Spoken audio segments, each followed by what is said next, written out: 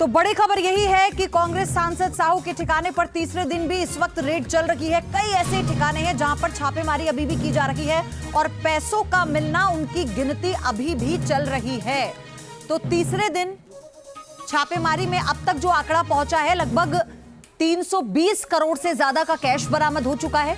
नोटों की गिनती के लिए बाकायदा मशीन मंगवाई गई। आप सोचिए कि एक मशीन खराब हो जाती है, उसके बाद दूसरी मशीन को मंगाया जाता है। और ये तस्वीरें जो आप देख रहे हैं, 5 तस्वीरों में आप देखिए धन कुबेर कांग्रेस के सांसद, जिनके अलमारी में ये पैसों की हरी हरी गड्डियां रखी नजर आई।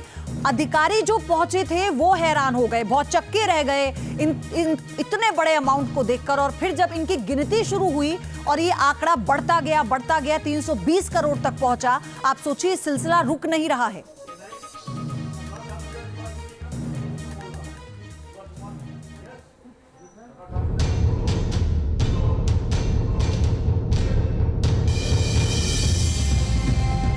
ये किसी बैंक का करेंसी चेस्टर नहीं, बल्कि एक कांग्रेस सांसद की अलमारी है। 3 दिन से गिनती चल रही है, लेकिन गड्डियां मिलती ही जा रही हैं। घर की अलमारियों से लेकर छोटे बड़े कई बैग में नोटों के बंडल भरे पड़े हैं। नोट गिनते गिनते मशीन तक थक कर खराब हो गई।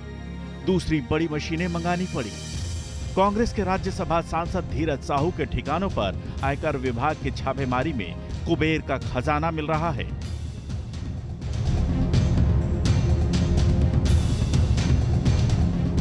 आयकर विभाग की टीम ने टैक्स चोरी के शक में जब धीरज साहू के ठिकानों पर छापेमारी शुरू की, तो इस अकूत दौलत को देखकर अधिकारियों की आंखें भी चौंधिया गईं। इतना कैश मिला कि गड्डियों को गिनने में नोट गिनने वाली मशीनों ने काम करना बंद कर दिया। जब्त नोटों को बैंक तक पहुंचाने के लिए 157 बैग भी कम पड़ गए। ये सभी नोट धीरज साहू के ऑफिस के अलमारियों में रखे गए थे। नोटों से भरी सबसे अधिक अलमारी ओडिशा के बोलानगिर में मिली है।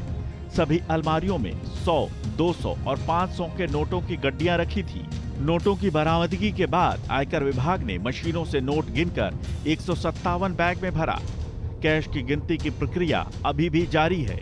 अब तक 200 करोड़ से अधिक कैश की गिनती हो चुकी है।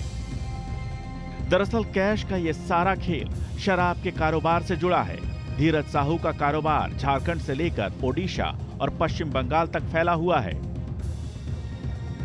आयकर विभाग की यह छापेमारी ओडिशा के संबलपुर, बोलानगिर, टिटिलागढ़, बौद्ध, सुंदरगढ़, राउरकेला और भुवनेश्वर के अलावा झारखंड के लोहरदगा और रांची में धीरज साहू के ठिकानों पर गुरुवार से चल रही है। आयकर विभाग ने कंपनी के कई खातों को फ्रीज कर दिया है। आगे की जांच में आईटी के साथ ईडी भी शामिल हो सकती है। इतने बड़े पैमाने पर कैश की बरामदगी ने भुवनेश्वर से दिल्ली तक तहलका मचा दिया है। धीरज साहू जी के यहाँ 200 करोड़ रुपए से ज्यादा नकद मिले और गिनती जारी है। गिनती वाली मशीनें कम पड़ गई, गर्म हो गई। गिनने वाले अधिकारी थक गए, 3 दिन हो गए। बैग कम पड़ गए, बोरियां भी कम पड़ गई। लेकिन कांग्रेस की काली कमाई की गिनती जारी अभी भी जारी है। नोटों की इतनी बरामदगी देखकर प्रधानमंत्री नरेंद्र मोदी भी हैरान हैं। सोशल मीडिया साइट एक्स पर प्रधानमंत्री मोदी ने इस खबर को पोस्ट भी किया है। प्रधानमंत्री मोदी ने एक्स पर लिखा, देशवासी इन नोटों के ढेर को देखें और फिर इनके यानी कांग्रेस नेताओं की ईमानदारी के भाषणों को सुने। जनता से जो लूटा है उसकी पाई पाई लौटानी पड़ेगी।